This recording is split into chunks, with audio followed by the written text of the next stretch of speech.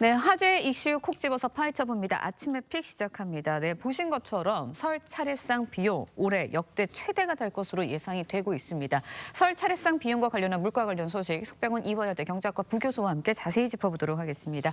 안녕하세요. 안녕하십니까. 네, 앞서서 보셨지만 이제 올 설 차례상 비용 역대 최고 수준에 달할 것이다라고 이야기를 하고 있습니다. 구체적으로 지난해보다 얼마나 오르는 건가요? 예, 한국물가정보에 따르면요. 4인 기준 설 차례상 비용은 전통시장은 30만 2,500원, 네. 대형마트는 40만 9,510원으로 집계가 됐는데요.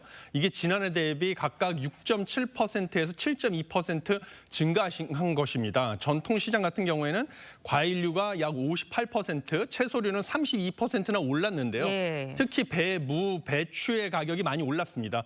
배하고 무는 2배 가까이 올랐고요. 배추는 한 포기에 75%나 가격이 상승했습니다. 네, 정부가 일단은 물가 낮추기 위해서 일단은 900억 원 투입할 예정이라고 합니다. 근데 이 금액도 역대 최대 규모라고요? 예, 그렇습니다. 정부에서는 지금 설 명절 전에 3주간에 배추, 사과, 소고기 같은 16대 성수품을 역대 최대 규모 26만 5천 톤을 공급하기로 했을 뿐만 아니라요. 오렌지 등 수입과일 10종에 대해서 할당 관세를 통해서 수입 물량을 늘리기로 했습니다. 여기에 더해서 900억 원 규모의 역대 최대 정부 할인 지원을 하기로 했는데요. 네. 여기에다가 이 정부의 할인 지원이랑 유통업체 자체 할인까지 합치면요. 농축산물 같은 경우는 최대 40%, 그다음에 수산물은 최대 50% 할인가에 구매해서 비용을 낮출 수가 있습니다. 네, 앞서서 저희가 한병조 앵커 리포트에서도 한병조 앵커 리포트 통해서도 싸게 구입할 수 있는 방법을 좀 소개해드리기도 했지만 소비자 입장에서는 10개 살 거 7개 사야 되지 않나라는 생각이 들거든요. 구체적으로 할인해서 살 수 있는 방법 좀 전해주세요. 일반적으로 제시하는 방법은 이제 성수품 중에서 오랜 기간 보관할 수 있는 것은 미리미리 할인할 때 구매를 하는 길을 권장을 하고요. 예. 그다음에 오랫동안 보관할 수 없는 것은 설 직전에 또 유통업체에서 할인을 많이 합니다. 그래서 기후 변화에 맞춰서 지켜보다가 설 직전에 구매하시길 추천하고 있습니다. 예. 그다음에 전통시장이 대형 마트보다는 지금 저렴하다고 가격이 저렴하다고 알려져 있기 때문에 더군다나 여기다가는 온누리 상품권이라는 정부에서 발행하는 것을 사용해서 구매를 하면 더 비용을 절약할 수가 있습니다. 디지털 온라인 할인 상품권 같은 경우는 예. 온누리 상품권은 10에서 15%까지 할인을 해서 판매를 하고요.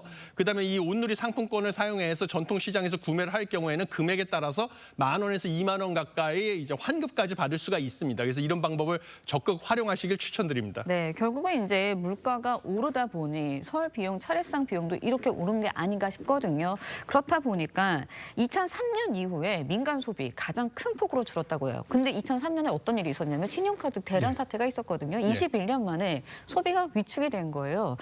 이런 상황이 굉장히 심각하지 않나라는 생각이 드는데 어느 정도로 심각한 거예요? 예, 맞습니다. 앵커님께서 지적하신 것처럼 지난해 1월부터 11월까지 국내 소비가 2003년 신용카드 대란 이후로 21년 만에 가장 큰 폭으로 하락을 했습니다. 이것은 이제 고물가, 고금리의 그 효과가 그동안에 누적돼 왔기 때문에 소비자들이 결국 소비 지출을 줄였다고 보시면 되겠습니다. 그래서 구체적으로 소매 판매액 지수라는 것을 우리가 보고 있는데요. 예. 이게 작년 1월부터 11월 기준으로 봤을 때 1년 전보다 2.1% 줄었는데요.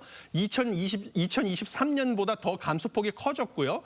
2년 연속으로 이제 감소한 것, 특히 주목할 것은 내구재 가치, 가전제품, 자동차 같은 내구재, 그다음에 옷이나 신발 같은 준내구재부터 해서 비내구재, 음식료품이죠. 이런 세 가지 품목에서 동시에 감소를 했습니다. 이런 동시에 2년 연속 감소한 것 역시 1995년 관련 통계가 집계된 이후 사상 최초입니다. 그래서 이런 정도로 내수 침체가 심각하다, 특별한 대책이 필요하다 이렇게 보시면 되겠습니다. 네, 근데 이번 지표에 이제 비상계엄 사태 영향 아직 반영되지 않았다고 전해지고 있는데 말씀하신 것처럼 내수 침체가 장기화될 시에는 이게 굉장히 불황으로 연결이 되는 거잖아요.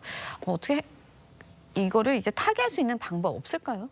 예, 맞습니다. 지금 이게 11월 달까지의 자료기 때문에요. 12월 초부터 있었던 비상계엄과 탄핵 사태로 인한 소비 침체는 반영되지 않고 있습니다. 그래서 이렇게 소비와 투자가 다 동시에 침체가 되게 되면 우리 경제 성장률 역시 낮아져서 경기 침체가 올 수밖에 없는 것이거든요. 그래서 특단의 대책이 필요한데 가장 필요한 것은 일단 16일에 예정된 한국은행 금융통화위원회에서 기준금리를 0.25%포인트 추가 인하하는 것이 필요하다라고 저는 보고 있습니다. 이것이 소비 심리를 회복해서 내수를 좀 회복시킬 수 있다 이렇게 보고 있고요. 단 이제 환율 상승이 우려되지만 이것은 다른 정책 수단으로 대응이 가능하다 이렇게 보고 있고요. 그 다음에는 정부가 올해 편성된 예산의 75%를 상반기에 조기 집행하겠다고 했기 때문에 이 효과를 좀 지켜보다가 상반기 말쯤에 만약에 여전히 내수 부진이 심각하다라고 하면 하반기 집행을 목표로 추경을 편성하는 것도 고려해 볼 만하다 이렇게 보고 있습니다. 네, 올해 들어서 서평을 골소니까 물가 오른다는 이야기 이거 굉장히 많이 한 것 같은데 이번에는 기름값도 좀 살펴보도록 하겠습니다. 고환율까지 이어지면서 국내 기름값 13주 연속 오름세 보이고 있습니다. 왜 이렇게 오르는 거예요? 예, 기름값이 오르는 이유는 지금 현재 세 가지 이유가 있는데요. 첫 번째는 중국이 원유를 전 세계에서 가장 많이 소비하는 나라입니다. 근데 중국이 경기 침체를 하게 되면 원유 소비량이 줄어드는데 중국이 최근에 경기 부양책을 발표를 했습니다. 그래서 중국 경기가 살아나서 중국으로부터의 원유 수요가 늘어날 것이다라는 예상. 그다음에 러시아와 이란에 대한 제재가 심화되니까 러시아하고 이란이 다 원유를 수출하는 산유국이거든요. 그래서 원유의 공급이 부족해질 것이라는 예상. 여기에 더해서 원유는 이제 달러화로 결제를 해야 되는데 달러가 강세를 보이다 보니까 원달러 환율 상승해서 원화로 환산된 국제 유가가 올라간 것을 반영을 해서 국내 휘발유가 역시 지금 상승을 하고 있는 상황입니다. 그래서 휘발유가 둘째 주 1월 둘째 주 기준으로 봤을 때요. 휘발유 평균 판매가는 리터당 전주 대비 15.7원이나 상승을 해서 1,686.7원을 기록해서 리터당 1,700원을 지금 목전에 두고 있는 상황이 되었습니다. 네, 알겠습니다. 이제까지 이 서병훈 이화여대 경제학과 부교수와 함께 이야기 나눠봤습니다. 오늘 말씀 여기까지 듣겠습니다. 고맙습니다. 감사합니다.